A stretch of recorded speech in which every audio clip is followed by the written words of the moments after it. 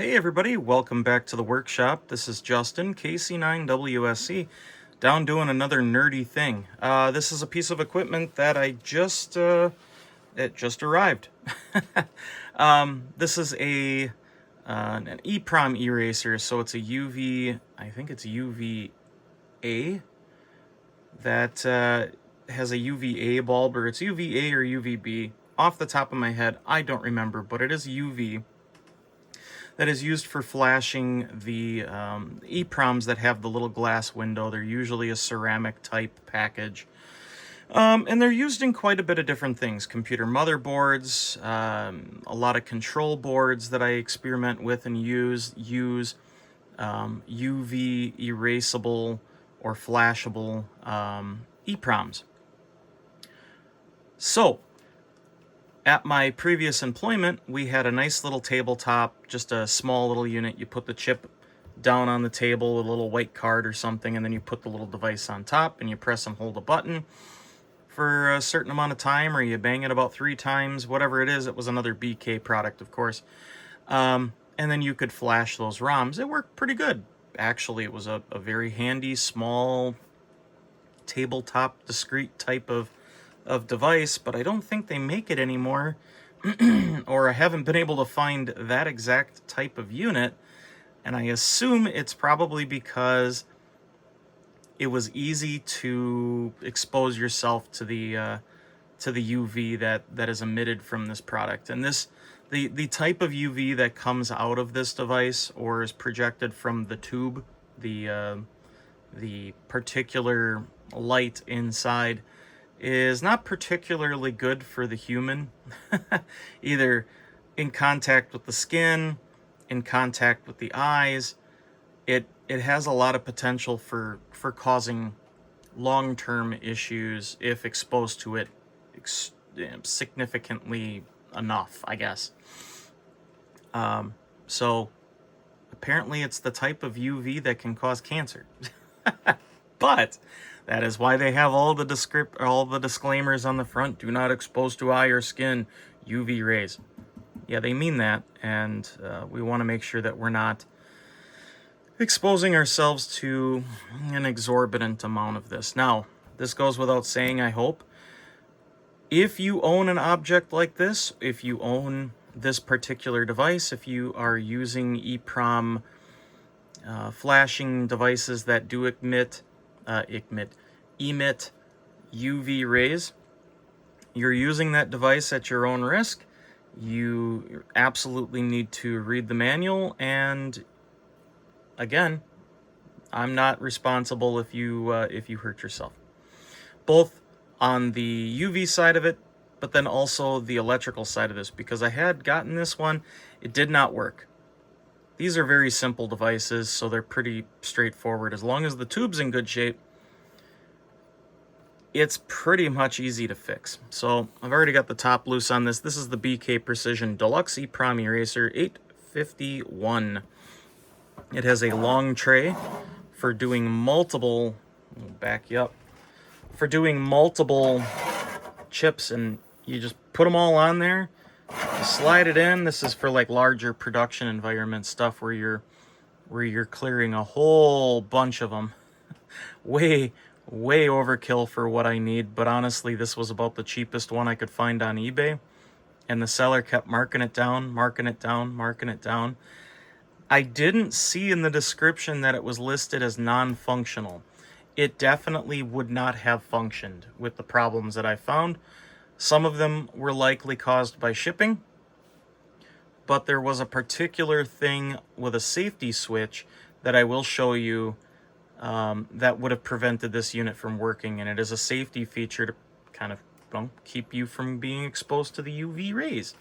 So I'm going to set you up kind of just off to the side here. Yes, there is another project on the bench. That is a video coming soon as I work through the process. We'll get you zoomed in a bit and in a position where I can maneuver. And just kind of clearing off the bench and getting that repeater done. So now we can focus on stuff that needs to get done. So again, this is a huge, huge desktop style box. So we've got the lid off already.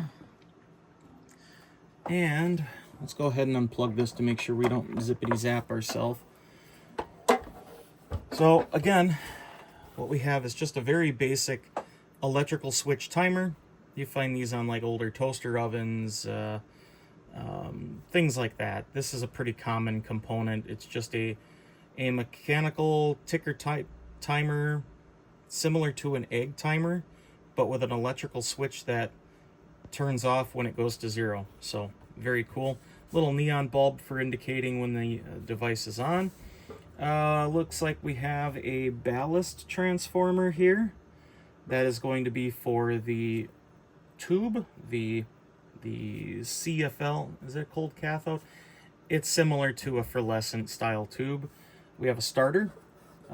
This starter is very unique. It's not your typical starter. It has a threaded base similar to a candelabra, but a little bit bigger.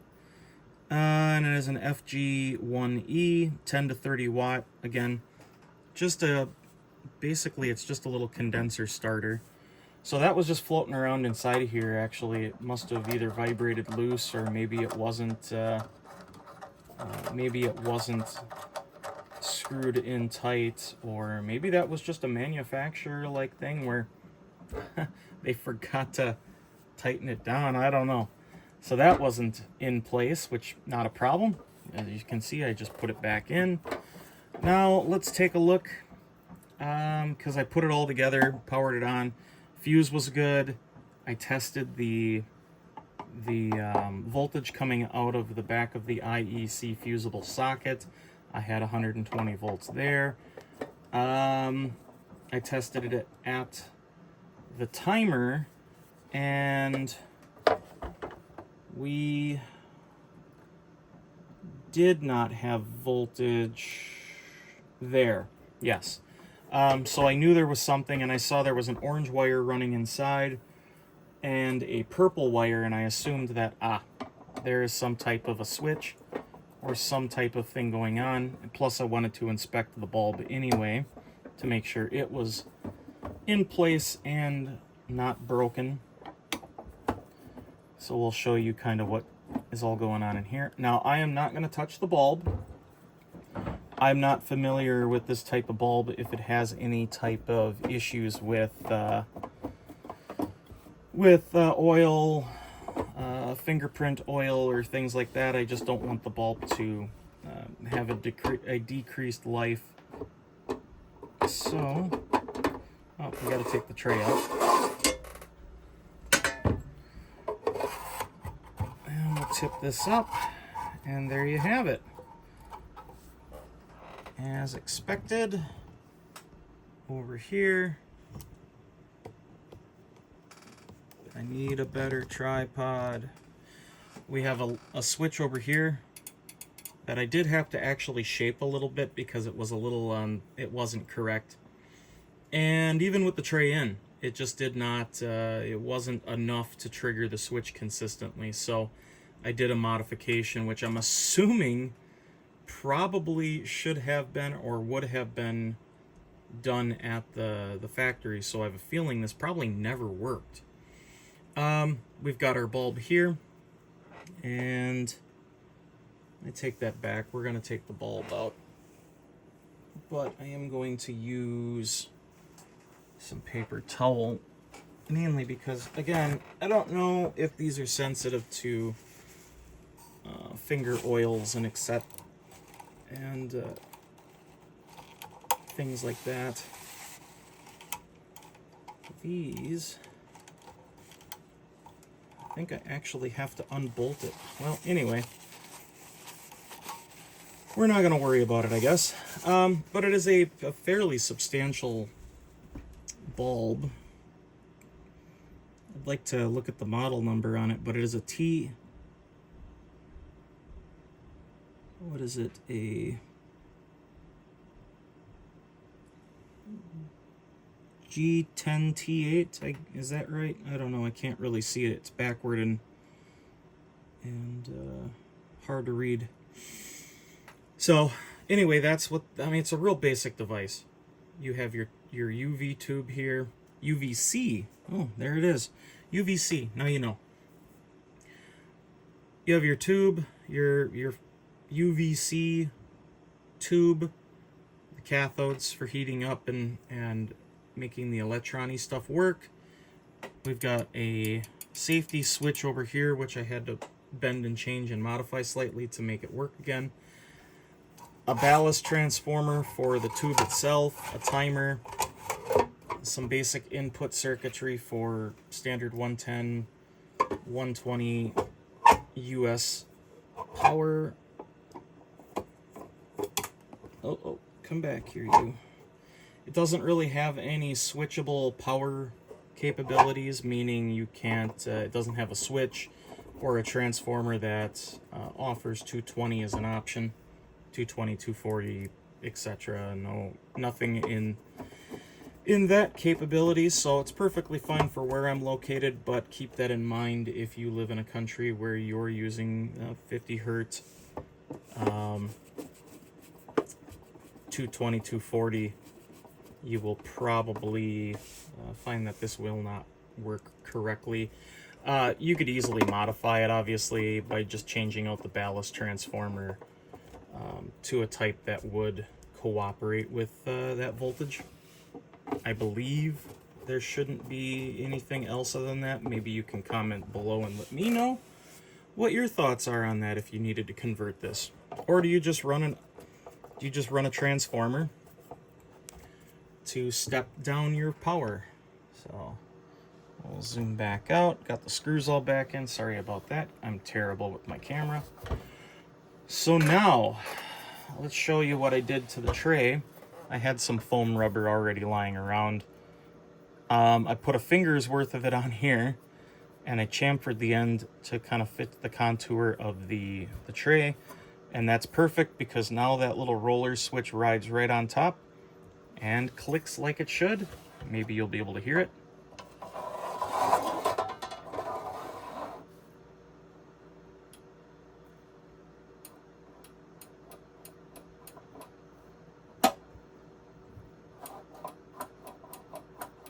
There we go. So let's go ahead and give this power. The cover is currently off, of course, because danger is my middle name. And I'm going to start with the tray out. We'll set a 5-minute timer. You shouldn't do anything with the tray being pulled out. Absolutely nothing's happening. I'm going to push this in just till I hear it click. And maybe you'll be able to see it on camera now.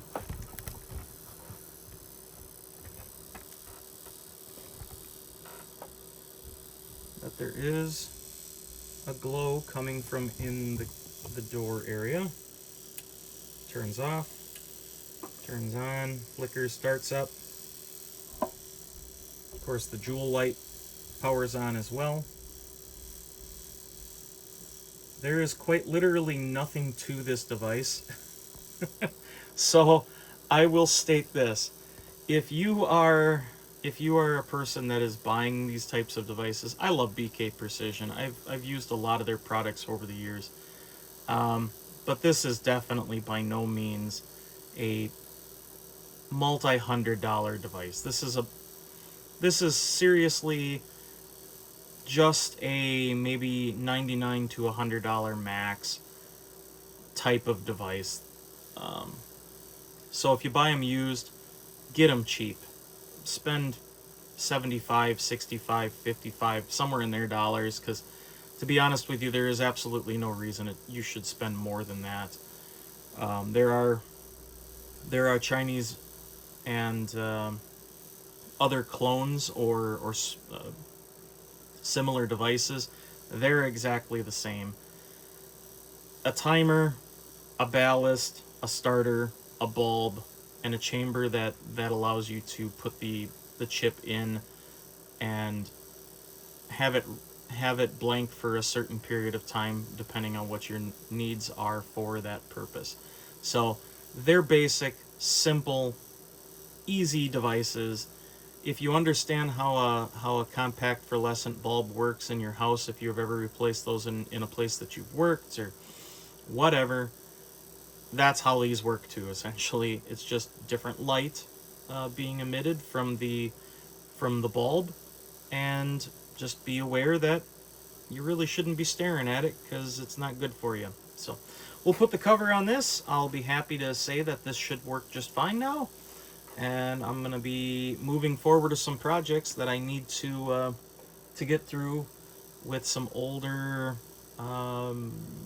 machines that use light erasable type EPROMs. So I might be doing a video on that. It kind of pertains to some of the nerdiness from my past, so we will we'll hit that, we'll cross that bridge when the donkey gets to it.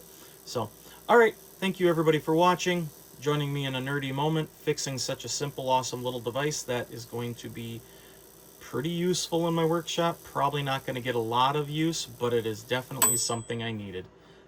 Turkey's done. 7-3 everybody. Have a good day. We'll catch you later.